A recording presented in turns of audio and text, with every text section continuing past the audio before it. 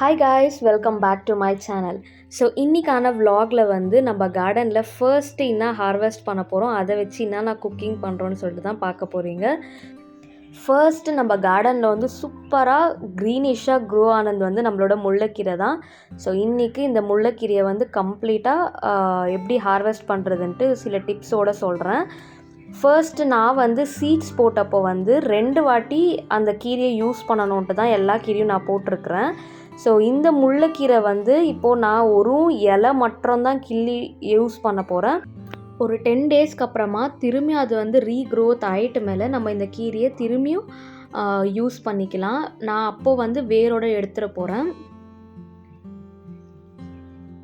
So ஒரே ஒரு தண்டுக்கு மட்டும் நான் இலை கூட கிள்ளவே இல்லை. அது வந்து தனியாக சைடில் வளருதுன்றதுனால அது அப்படியே சீட்ஸுக்கோசரம் விட்டுட்டேன்.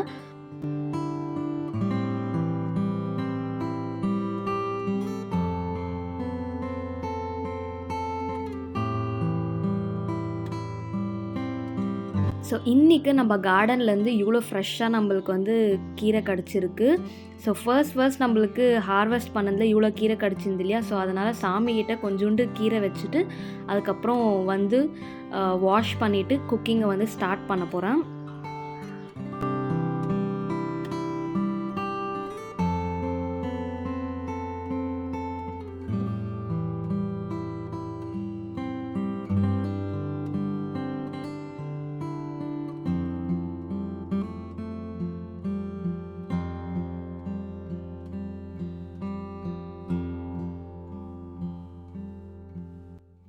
கீரை கட் பண்ணிக்கினே நான் வந்து சொரக்காய் மசாலா குழம்பு வந்து ரெடி பண்ணிட்டேன்.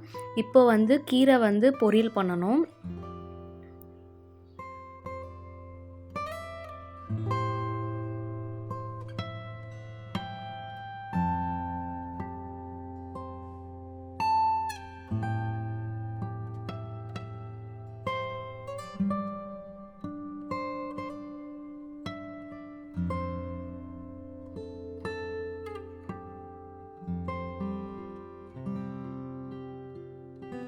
சைட் பை கீரை பொரியல் செஞ்சுக்கினே நான் வந்து வெசல்ஸை வந்து வாஷ் பண்ணிடணும்.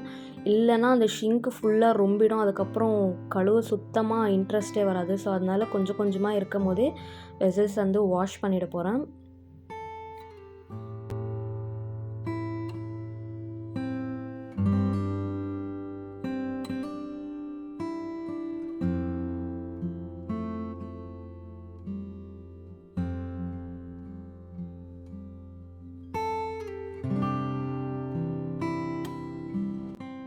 கீரை பொரியல் செய்யும் போது வந்து நார்மலாக கீரை பொரியல் செஞ்சிடலான்ட்டு தான் பிளானில் இருந்தேன். அதுக்கப்புறம் திடீர்னு என்ன பிளான் என் மைண்டில் வந்துச்சுன்னு தெரில. அதுக்கப்புறம் ஏன் முட்டை போட்டு சாப்பிடக்கூடாது, ஃபஸ்ட்டு நம்ம கார்டன்லேருந்து கீரை எடுத்து சாப்பிட போகிறோம். ஸோ முட்டிலேருந்தே ஸ்டார்ட் பண்ணலாம் அப்படின்னு சொல்லிட்டு 2 முட்டை போட்டு இன்றைக்கி கீரை பொரியலும் செஞ்சியாச்சு.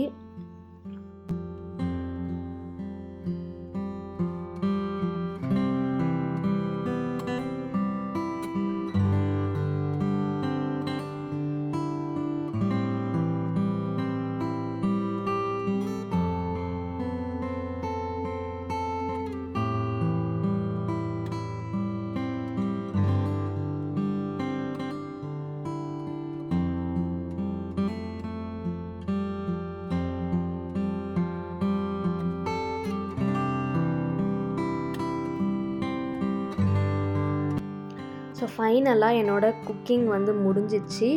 இதுக்கப்புறமா எல்லா கீரை பொரியல் அப்புறமேல கொழும்பு எல்லாத்தையும் ஒரு வெசலுக்கு ட்ரான்ஸ்ஃபர் பண்ணிவிட்டு அப்புறம் குக்கரு கடாய் எல்லாத்தையும் வாஷ் பண்ணிட போகிறேன்.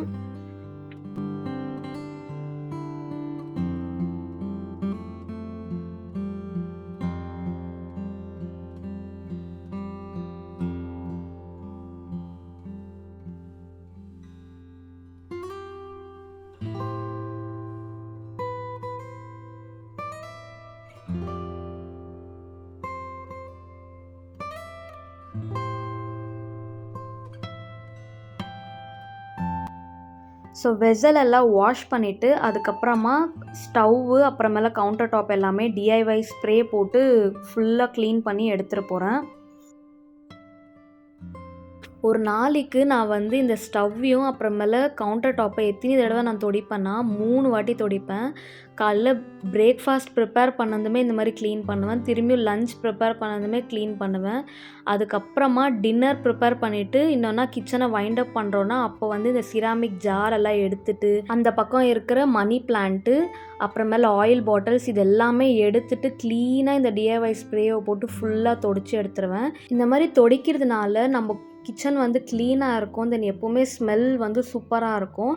தென் மெயின் இம்பார்ட்டண்ட் எதுன்னா இந்த எறும்பு தொல்லை அப்புறமேல கரப்பாம்பூச்சி தொல்லை சுத்தமாக எங்கள் வீட்டில் இல்லவே இல்லை இது க்ளீன் பண்ணுறதுனால. தென் எனக்கு மேக்ஸிமம் நான் எதனா ஒரு பேக்கிங் பண்ண வரணும் கிச்சனுக்கு இல்லை ஏதோ ஒரு ஸ்நாக்ஸ் ப்ரிப்பேர் பண்ண வரும்போது கொஞ்சமாச்சும் மோட்டிவேட் ஆகும், நம்ம கிச்சனை க்ளீனாக வச்சுருக்கிறோம் டக்குன்னு ஸ்டார்ட் பண்ணலான்னு சொல்லி.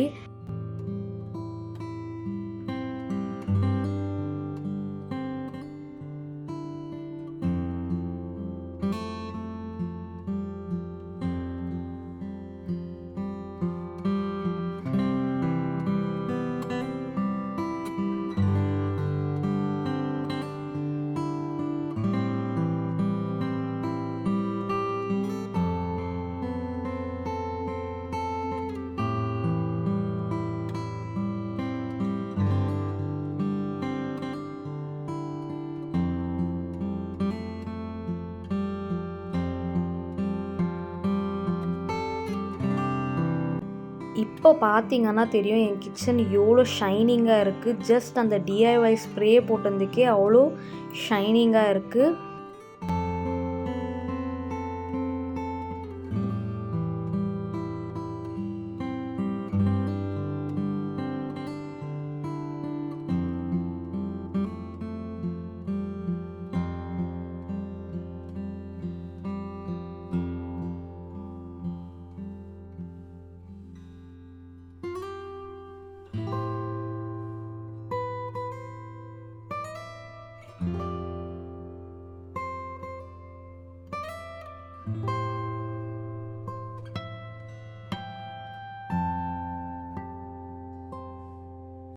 இன்றைக்கான லன்ச் மெனு வந்து சுட சுட ஒயிட் ரைஸ், சொரக்காய் போட்ட மசாலா குழம்பு, ஹெக் போட்ட முள்ளக்கீரை பொரியல், சலட்.